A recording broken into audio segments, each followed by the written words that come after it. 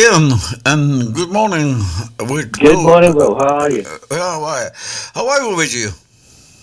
I'm okay, thank you. I'm okay. Thank you.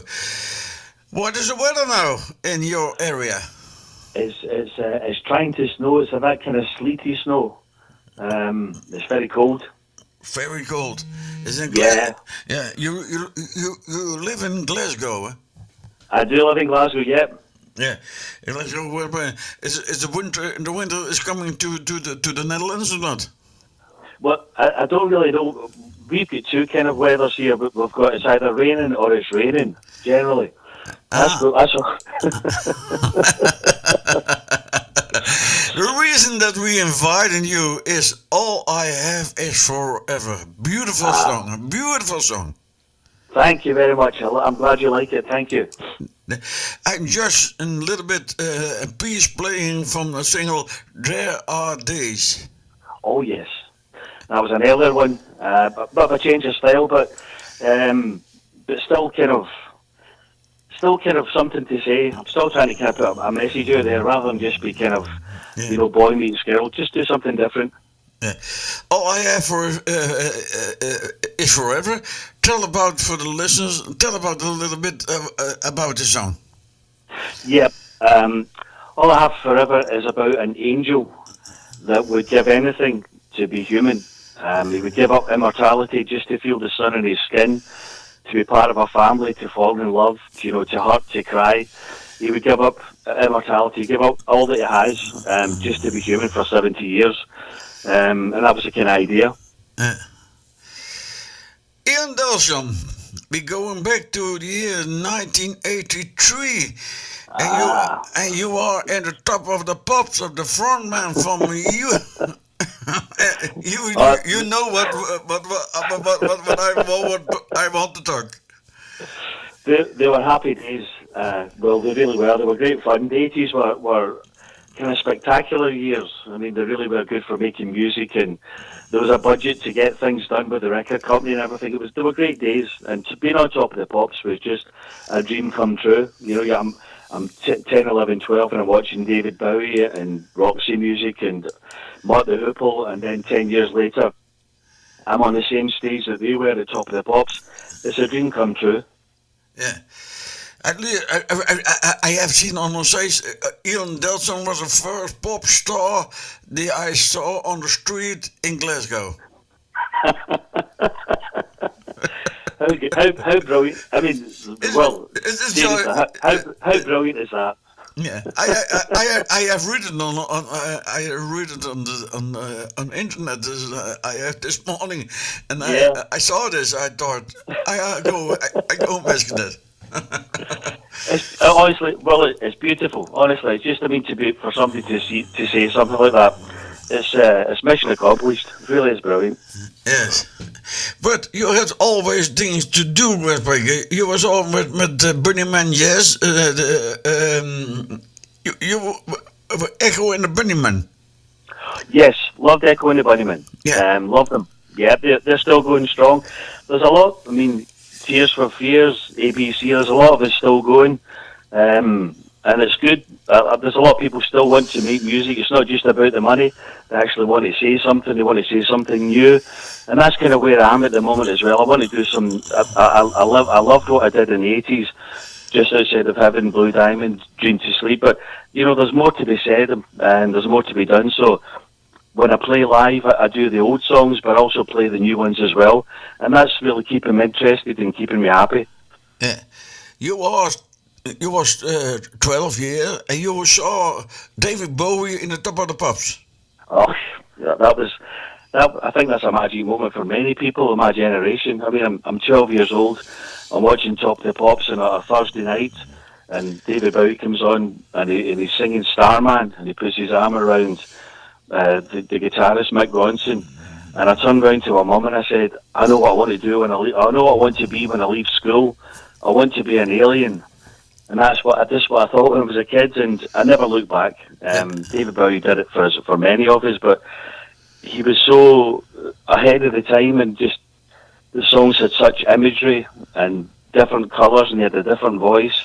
It just allowed you to think, allowed because Glasgow at that time was pretty grim. It was it was still kind of caught in the past a little bit. Glasgow was at the time, and it was a ray of sunshine. It was like Technicolor. Yeah. Remember when the Wizard of Oz. Remember when she steps out of black and white and she steps into the land of Oz and it becomes all Technicolor. That's really what listening and watching David Bowie was like for me. Yeah. When you were 14, you started your own rock and roll band. Yes, I think it was always in my genes. I think it was always going to be a singer. First rock and roll band, we had, teddy boy suits, the old drape suits. I was like 13, 14 years old, playing kind of Buddy Holly songs and, Little Richard, all that kind of stuff. But then quickly, punk happened very quickly after that, so I suddenly was a punk at 16 and just kept on going after that. Yeah. You signed in 1982 by RCA and contract.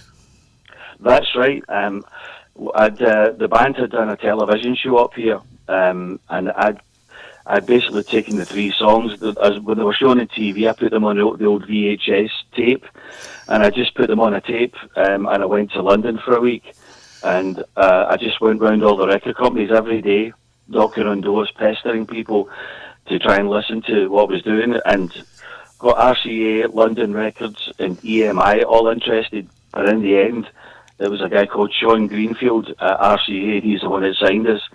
And again, another dream come true because that was David Bowie's original label as well. So I was really happy again.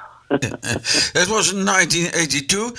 Yeah. A year later, you are in the top of the pops. Do you know, it's hard.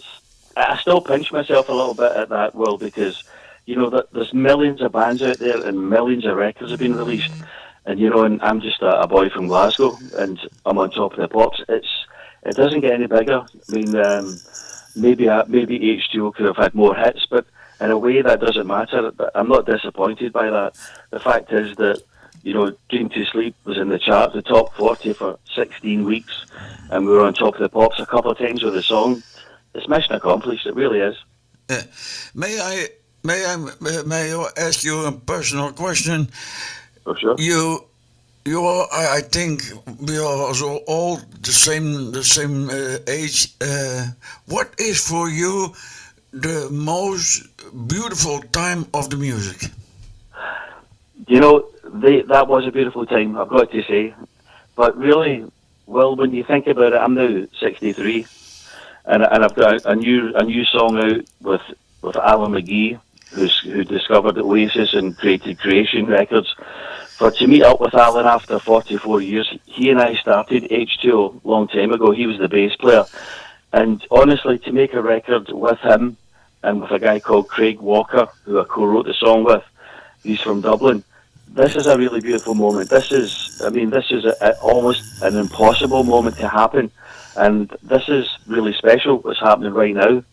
Yeah, it was also a video that was forbidden for Gutley and Queen doing girls on film. Yeah. you always smiling. You always smiling. The stupid questions. Stupid questions. Well, I've got nothing to be unhappy about. Honestly, I mean, the work is serious. Making the records is a serious business, but it's also really pleasurable. But once it's done and it's out there and people are enjoying it, I'm speaking to people like you. I mean, what's not to like? It's just a happy time. I mean, the way I look at it, it's a bit like an Indian summer. Something's come out of the blue that for a lot of people who don't have success the first time, neither I'm doing it all over again at this age, and it's just. I'm just having a great time. Yeah.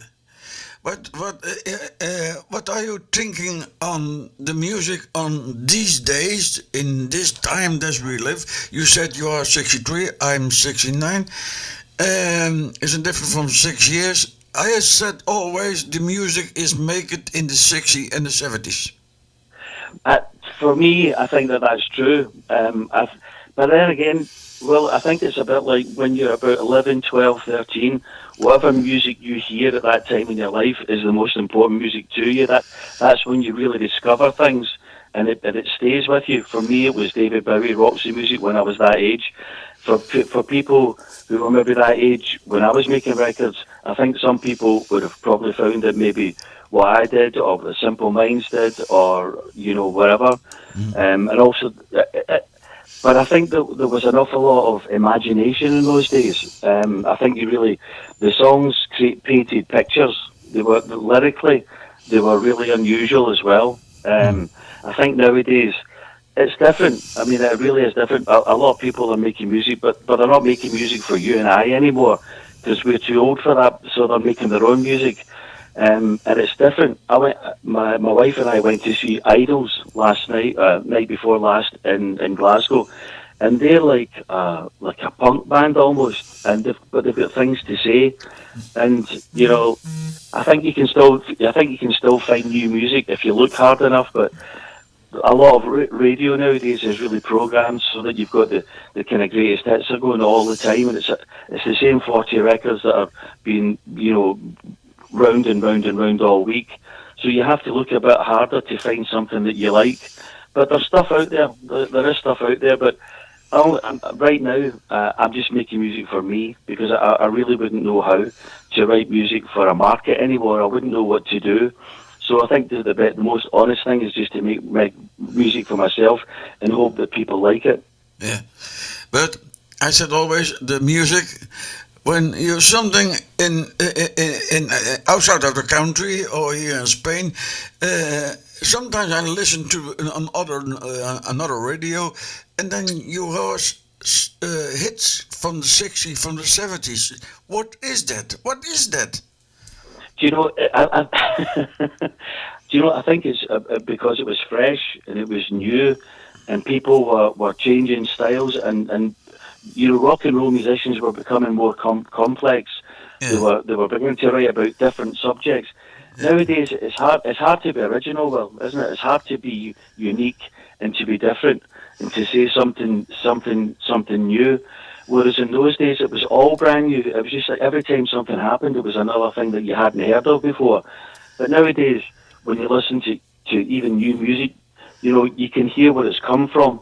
And that's inevitable. You can't always make a brand new statement, but you're right. 60s and 70s, you had going from the Beatles, and then very quickly became like a really progressive sounding band. Yeah. The Stones began to do different things, and then all of a sudden you had prog rock, you had Tangerine Dream, and you had Genesis, and all things going on, and then glam rock happened. It was amazing times. Yeah. I totally agree. All the questions that I have due to you, I have this morning reading in the Herald. And it's what. The Herald. Yeah, the Herald article. I remember. Yeah, got you.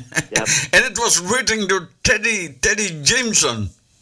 Yes, he's a band. He's from Ireland, and he lives in Glasgow. It was a good conversation. It's all. It's still fun. Yeah. Well, it's fun. Yeah, that is all the information that I get from the Herald. Okay, well, you were sounding like you really knew me there. You've just given the game away. Okay, because we go play the music. Ion is also a program for the music. For the listeners, where they can more find information about you. Really, the best thing to do, Will, for anybody that's interested, is just go onto my Facebook page. I'm easy to find. Okay. We're going to play All I Have Is Forever. A better announce is by yourself. I'll do that. Well, it's been a pleasure speaking to you. Thanks for having me on. And this is my new single. It's out now, and it's called All I Have Is Forever. I wish you a nice Sunday until the next appointment. Thank you. I look forward to it. Well, thanks very much. See you. Thank you. Bye-bye.